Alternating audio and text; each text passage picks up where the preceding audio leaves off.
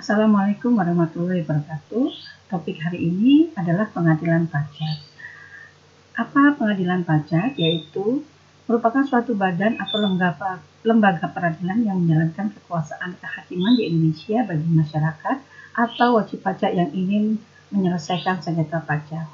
Pengadilan pajak ini berdiri sejak tahun 2002 dengan Undang-Undang Nomor 14 Tahun 2002 tanggal 12 April 2002.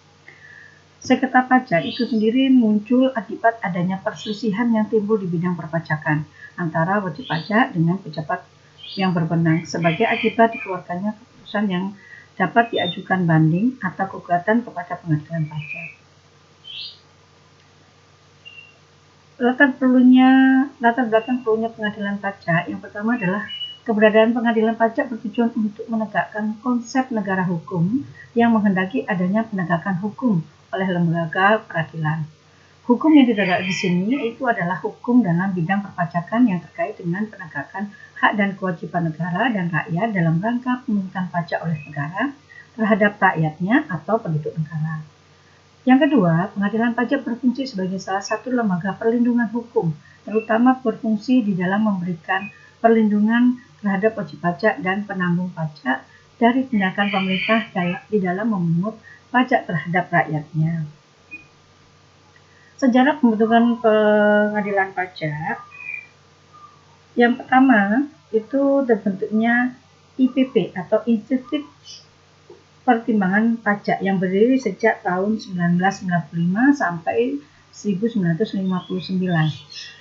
Selanjutnya berubah menjadi MPP Majelis Pertimbangan Pajak di periode 1959 sampai dengan 1997. Kemudian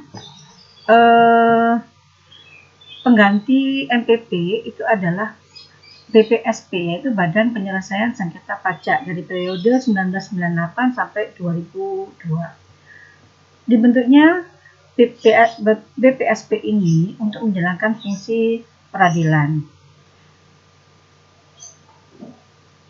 Di mana pembentukan BPSP ini adalah untuk mengganti MPP, di mana MPP yang mempunyai kewenangan yang lebih luas yang bersifat warasi peradilan. Jadi pengertian sengketa pajak yang dapat diselesaikan BPSP juga meliputi bidang kepabeanan dan cukai. Yang terakhir, terbentuknya PP atau Pengadilan Pajak, yaitu periode 2002 sampai dengan sekarang.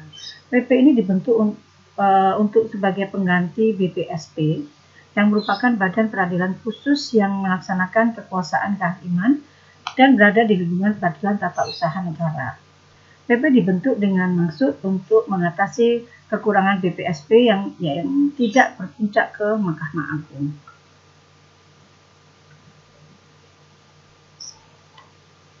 Kewenangan dan kekuasaan pengadilan pajak sesuai pasal 32 dan Undang-Undang Nomor 14 2002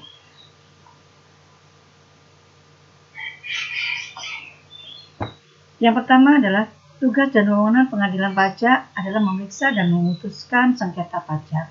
Yang kedua, dalam hal banding, pengadilan pajak hanya berwenang untuk memeriksa dan memutuskan sengketa atas keputusan keberatan kecuali ditentukan lain oleh peraturan perundang-undangan yang berlaku. Yang ketiga, dalam hal gugatan, pengadilan pajak berwenang untuk memeriksa dan memutuskan sengketa atas pelaksanaan penagihan pajak atau keputusan pembetulan atau ketentuan lain yang dimaksud dalam pasal 23 ayat 2 Undang-Undang Nomor 6 Tahun 1983 tentang KUP yang telah diubah untuk terakhir kalinya dengan Undang-Undang Nomor 16 Tahun 2000 dan peraturan Undang-Undang Perpajakan yang berlaku. Tugas dan kewenangan pengadilan pajak juga terkait dengan pengawasan terhadap kuasa hukum yang memberikan bantuan hukum kepada pihak yang bersengketa dalam sidang-sidang pengadilan pajak yang mana pengawasannya diatur lebih lanjut dengan keputusan Ketua Pengadilan Pajak. Sebagai pengadilan tingkat pertama dan terakhir, keputusan pengadilan pajak bersifat final. Artinya, putusan pengadilan pajak atas sengketa pajak tidak dapat diajukan gugatan ke pengadilan umum. Yang keenam, pengadilan pajak memiliki kuasa untuk memanggil atau meminta data atau keterangan yang terkait dengan sengketa pajak dari pihak ketiga guna keperluan pemeriksaan pajak. Pemeriksaan sengketa pajak sesuai dengan ketentuan perundang-undangan yang berlaku. Karakteristik pengadilan pajak di Indonesia itu ada 4, yaitu azas praduga rexmeting, azas pembuktian bebas, azas keaktifan hakim, azas erga ormes.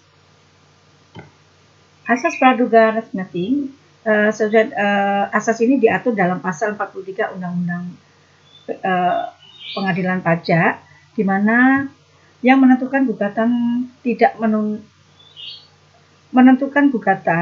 menunda atau menghalangi dilaksanakan pengadilan pajak, atau kewajiban perpajakan dalam penjelasannya dinyatakan bahwa gugatan selain tidak menunda atau menghalangi pelaksanaan penagihan pajak, gugatan juga tidak menunda atau menghalangi pelaksanaan kewajiban perpajakan yang tergugat. Jadi sini proses pemeriksaan di pengadilan pajak yang dimaksudkan untuk menguji apakah dugaan bahwa surat ketetapan pajak yang digugat itu bertentangan dengan peraturan perundang-undangan beralasan atau tidak. Oleh karena itu, pada asas ini, selama hal tersebut belum diputuskan oleh pengadilan, maka keputusan administrasi pemerintah itu tetap dianggap sah dan dapat dilaksanakan. Asas pembuktian. Asas ini diatur dalam pasal 76 Undang-Undang Pemeriksaan Pajak yang menetapkan bahwa hakim menentukan apa yang harus dibuktikan, beban pembuktian beserta penilaian pembuktian. Untuk sahnya pembuktian diperlukan paling sedikit 2 alat bukti sesuai pasal 69 ayat 1. Jadi berdasarkan asas pembuktian bebas, hakim pengadilan pajak tidak boleh menolak suatu gugatan berdasarkan alasan penggugat tidak dapat membuktikan gugatannya. Hakim pengadilan pajak itu dapat menerapkan beban pembuktian terbalik dalam proses penyelesaian sengketa pajak. Yang ketiga, asas keaktifan hakim. Asas keaktifan hakim ini membawa konsekuensi, yaitu selama proses pemeriksaan sengketa sepenuhnya terletak pada hakim, di mana hakim berwenang mengadakan pemeriksaan persiapan untuk mengetahui kelengkapan gugatan sehingga pemeriksaan di persidangan harus dianggap gugatan telah sempurna. Di mana keaktifan hakim bisa dilihat pada dalam pasal 50 Undang-Undang UU PP, di mana menyatakan bahwa yang pertama, untuk keperluan pemeriksaan, hakim ketua membuka sidang dan menyatakan terbuka untuk umum. Yang kedua, sebelum pemeriksaan pokok sengketa dimulai, majelis melakukan pemeriksaan mengenai kelengkapan dan atau kejelasan banding dan atau gugatan.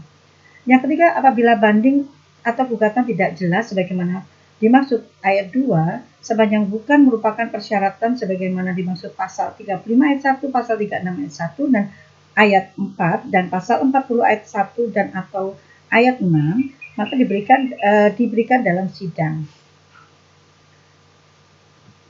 Yang keempat adalah asas erga omnes. Putusan pengadilan pajak berlaku bagi siapa saja, tidak hanya bagi pihak yang bersengketa. Asas ini dapat diketuai dari ketentuan pasal 77 Undang-Undang Pengadilan Pajak yang menyatakan bahwa putusan pengadilan pajak merupakan putusan akhir dan mempunyai kekuatan hukum tetap serta mengikat semua pihak. Pihak ketiga yang berkepentingan cukup didengar sebagai saksi, sehingga diktum putusan hakim yang berupa agar pihak-pihak tertentu, baik yang diikutsertakan pada salah satu pihak maupun tidak, untuk menaati putusan pengadilan yang bersangkutan, tidak perlu karena putusan hakim pengadilan pajak merupakan putusan hukum pajak. Demikian topik pengadilan pajak. Topik berikutnya yang akan kita pelajari adalah kompetensi pengadilan pajak.